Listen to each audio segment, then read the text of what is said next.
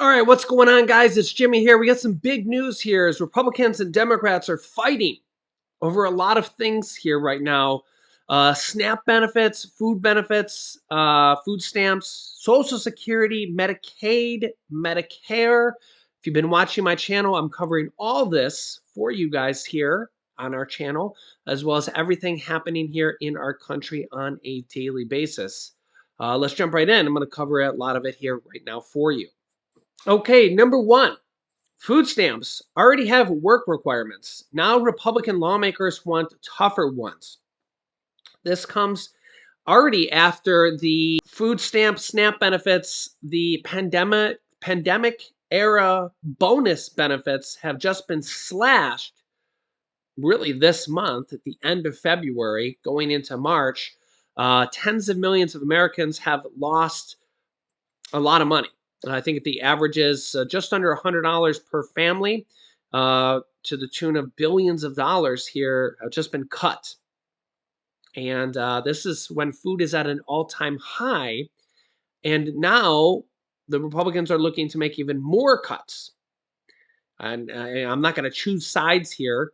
You can let me know your thoughts here in the comments, but it's really tough on low income Americans and low income Americans right now, because food costs and inflation's out of this world right now. And the Fed just keeps pounding these interest rate costs. They just raised it again.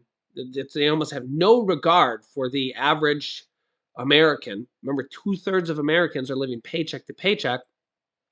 And Congress is just worried about themselves. They're not worried about the 2/3 of Americans that are living paycheck to paycheck. They've cut the child tax credits. They're cutting SNAP benefits. They're raising interest rates. Are they worried about people? It doesn't seem like it. Credit card interest rates are at all-time highs. We've seen gas prices fluctuate. What are they doing for the people? I don't know. Making us suffer?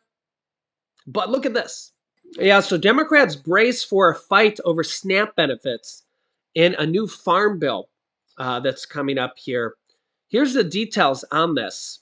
House and Senate Democrats are ready to play hardball to protect the SNAP benefits, known as Supplemental Nutrition Assistance Program.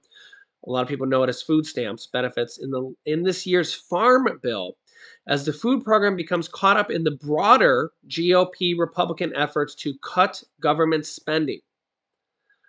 Democrats argue that the ending of the pandemic era SNAP increases this month is already too much of a cut for the average program recipient to handle, and that any additional cuts would be inhumane.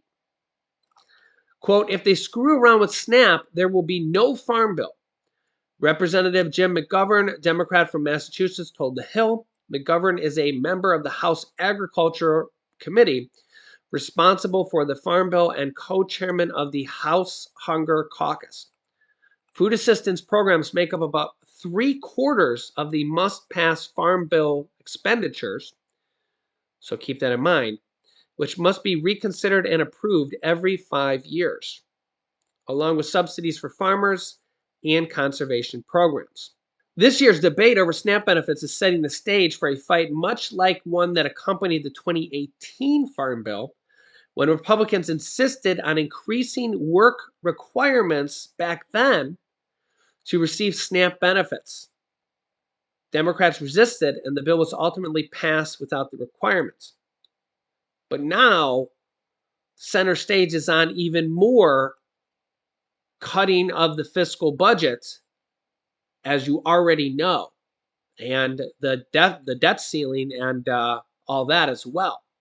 The current farm bill expires at the end of September, and the average SNAP benefit already saw their benefits reduced by $83 per month after expanded benefits ended nationally in March. So this has already happened, guys, but could happen even more. The sharp reduction has advocates worried about a, quote, hunger cliff, a large group of people who are suddenly unable to afford basic nutrition. And this is with food costs already at an all-time high. The reality is, quote, that we have a hunger problem in this country, and the SNAP benefits to begin with is not adequate, McGovern said. The idea that somehow this is overly generous benefits and that we need to shrink it even more is just a wrong thing to do to people who are struggling. So you guys can let me know your thoughts here on that in the comment section. Yeah, it's really tough to do that to low and middle income Americans. I just it's really sad, to be honest. Um, and again, please feel free to comment down below in the comment section. All this to shave some of the $31.4 trillion of the national deficit and maybe make it 31.3 trillion. That number is a number that's going to, again, it's a number on a balance sheet but really it affects millions of Americans who literally are trying to just eat food and are struggling on a daily basis. So, and don't forget that the majority of the Americans on SNAP benefits are elderly seniors and children. So keep that in mind. Next up, I wanted to show you this video, very interesting video here from Republican Senator Bill Cassidy. This is a very eye-opening video here about our government spending and the banking crisis. Is your money safe, and will we see this even more? Take a listen here. I just came from an appropriations subcommittee hearing, and our witness today was Secretary Janet Yellen. And I always love when Secretary Yellen testifies because I learned so much from her. Today, among other subjects, we talked about the president's proposed budget. And I want to tell you some of the things I learned today from Secretary Yellen about the president's proposed budget. The president's proposed budget is $6.9 trillion. That's up from $6.4 trillion. So it's a proposed $500 billion increase. I learned that since 2019 until today, and not including the president's new spending, I learned that since 2019 until today, the population in the United States has grown 1.8%. You know how much our budget has increased? 55%. And that doesn't even count the additional $500 billion worth of spending that the president has just proposed. I also learned that the president is proposing $4.7 trillion, not billion, $4.7 trillion in new taxes. Takes my breath away. $4.7 trillion. We're going to run out of digits. And I also learned something else. You know, the president, and I say this gently and with respect, the president has been running all over hell and half of Georgia saying my proposed budget decreases the deficit by $3 trillion. You probably heard him say that. I heard him say it day before yesterday. My proposed budget will cut debt by $3 trillion. You know what I learned today about the president's proposed budget? Under his proposed budget, gross debt, that's all of America's debt, not just debt held by the public, but gross debt, all of our debt will rise under President Biden's budget from $32.7 trillion at the close of this year to $51 trillion by 2033. Only in Washington, D.C., only in La La Land can you go around and say, my budget reduces the deficit and debt by $3 trillion when it really increases it by $18 trillion. $18 trillion. I've also learned a lot this week about Silicon Valley Bank. I think I spoke, Mr. President, I don't know, a week, maybe 10 days ago. Gosh, we've learned a lot in a week. One of the things that we have learned is that the failure of Silicon Valley Bank and President Biden's bailout of Silicon Valley Bank was the result of bad management by the bank officials, but also by bad supervision. I talked about a week or two ago about the risk that the management of SVB Bank took. But today, this is what I learned this week. I want to talk about the mistakes that were made by the federal government in supervising this bank. Fact number one. It is a fact that in January of 2019, the Federal Reserve, which is one of the banking regulators in charge of supervising the bank, issued a warning to the bank. This is 4 years ago, over its risk management systems. 4 years ago, the Fed told Silicon Valley Bank that its system to control risk was not up to snuff. Fact number two. Last fall, short sellers and private bank analysts said the same thing. What, 5 months ago? 6 months ago? Fact number three. Some of my colleagues have said, you know, we didn't have sufficient regulation. I don't know how you regulate greed. I don't know how you regulate stupidity, but I'm referring now to the management of Silicon Valley Bank. But it wasn't a failure of regulation that caused Silicon Valley Bank to go under. It was the failure to enforce the rules that we already have. I just explained to you, here's the article from the Wall Street Journal. The Federal Reserve, one of the banking regulators in charge of Silicon Valley Bank, knew in January of 2019, the bank was criticized for its risk control practices. And they were supposed to correct those risk control practices.